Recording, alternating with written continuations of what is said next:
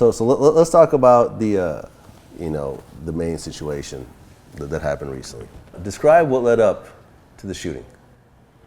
I mean, without, without kind of like, because you gotta understand it's still a whole big police investigation going on. And, just how I can explain it is, a lot of times when you have family and, money, family, sometimes it don't mix. Okay. You know what I'm saying? And man, I was tripping, that even something like this would even happen, especially at my mother's funeral. So, it was just a situation where, how I can put it is that money and family don't mix. And, when I got the word that my mother had passed away, I went up there and I tried to avoid certain members of my family just because I didn't want to, I wanted to avoid any type of issues, you know what I'm saying? There had been some wrongdoing with some monies that had to do as far as, with my mom and certain people that happened a while ago, and just, some stuff that you couldn't even imagine. So, but I went up there just basically to pay my, to mourn my mother, of course. I still was in shock. I probably just started wearing off the shock, not even just maybe a week ago. I mean, it still was kind of crazy to me, this whole ordeal, So, I understand there's a police investigation, but there are certain things that are documented in the paperwork. Right. What, and the actual shooting that happened. Right. Were you on your way to the funeral? What happened was, Friday was the wake. Yeah. I had decided I wanted to go early to, to be by myself, basically. It was me and my fiance out there, my father, and my other two sisters. The nephew from my sister is basically from a different father, okay?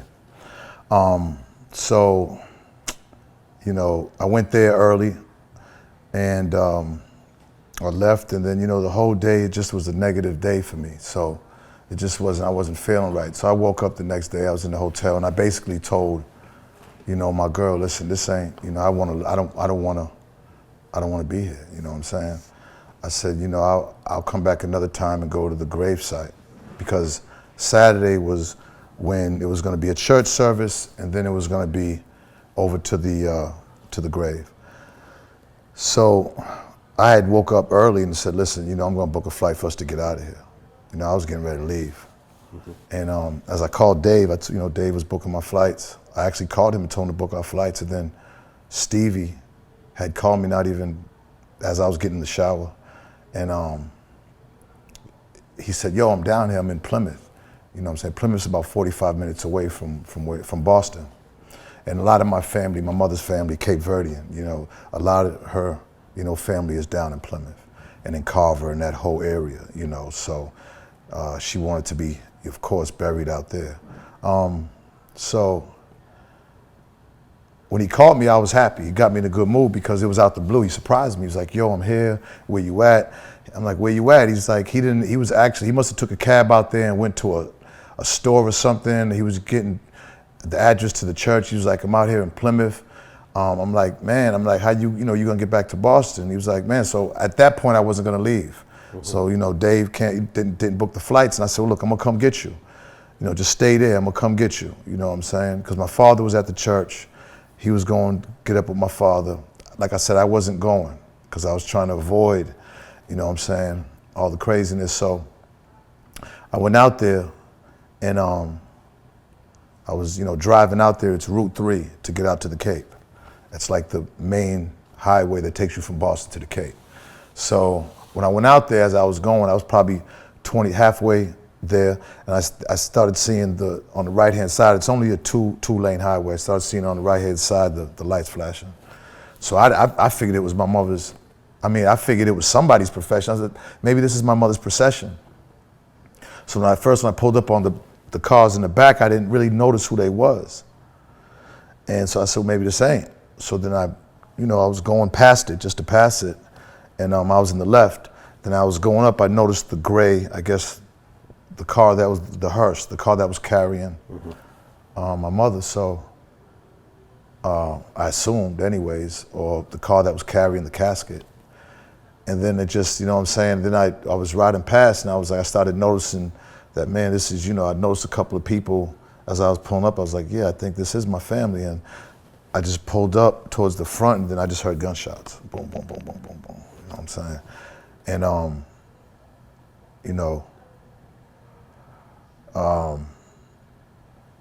it was just crazy because, you know what I'm saying, like, the one that hit me in my shoulder, I felt. And as the other one, there's one that hit me in my back, but it kind of grazed me. And, I just heard the other ones hitting, through the glass or whatever. So I'm just trying to keep calm. And I just remember taking a deep breath, you know what I'm saying? I probably said, as it was like, oh shit. I'm still driving. The blood's coming out crazy out my arm. And, I got hit with a 4.5, so as. 45. Yeah, I mean. That's one of the most powerful handguns. I mean, it broke my scapula, you know what I'm saying, did some nerve damage. So, it's gonna take me a few months to get my arm right. And then how many times did you get hit? I got hit twice, once in the arm, and then one right here that kind of grazed me, but I was bleeding. So then I just remember trying to maneuver the car and then, basically just pulling over, jumping out, and then running. My thing was I got to get to a car because I figure I bleed to death, because where we was at, this is in no man's land. I didn't know, you know what I'm saying? So as I was running, I ran towards the hearse or the vehicle, the gray vehicle, and then I went to open the door, and then I think I seen somebody lock the door, and then it pulled off, and then I went to another car that pulled off, and then finally, you know what I'm saying, I just remember it was two light-skinned women, so I'm like, this gotta be because again, I was just like, so it ended up being my Aunt Geneva and her daughter Janine, and they was screaming, they was going wild or whatever, so I just laid in the back and I was calm, because I wanted them to relax. I didn't want them like, look, you gotta go over the medium and go back, because there's somebody up there shooting, Go over the medium. It's like, I can't drive. I was like, you gotta do it.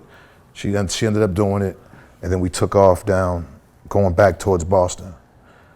And just remember, we got off the first exit, which happened to be the Duxbury exit. And once we got off the exit, we seen a sign for police. So we went towards the police station because we didn't know where the hospital was. So, you know what I'm saying, went towards the police station. But I guessed, the person that shot me had already called police and said that he shot me. Yeah, like he made a call to the police and said he shot me, and it was in self-defense, and that he's a licensed gun owner. This is what I'm reading from the, And I just remember when the police got there, we're outside the police station, the police just like, get out the car, everybody on the ground with their guns. I'm bleeding like crazy. Get out the car, so I got on the ground. I heard them got on the ground, and they came over, then they checked me, they said, you got a gun, you got a gun. I'm like, I'm hit. So, the fire department was next door, they came. So as I was going in the ambulance, they're doing a residue test on me. You know what I'm saying? The person that shot me said that I had a gun, and that's the reason he shot me. This was already done before anything. Okay. So the person who's charged with shooting you is your nephew? That's the person that's charged with it, yeah. Mind you, I never said that he shot me, That's what's so crazy about this, is that I never said that, that he shot me. But your nephew called the police. Evidently and said that he just shot a man, he's a licensed owner, and must have told them that I had a gun. Which I definitely, So, was there any gun found? You would have heard it, but that would have been the first thing. So you got to, the whole thing's crazy, because you got to understand, Boston is, I had a rough time in Boston with the police, with the, with over the years, with controversies and everything, It's not easy, to grow up in Boston. People really, truly don't realize that. So, I was, the whole thing is just crazy, because they're really trying to, like, oh man, this is our opportunity to lock him up. You know what I'm saying?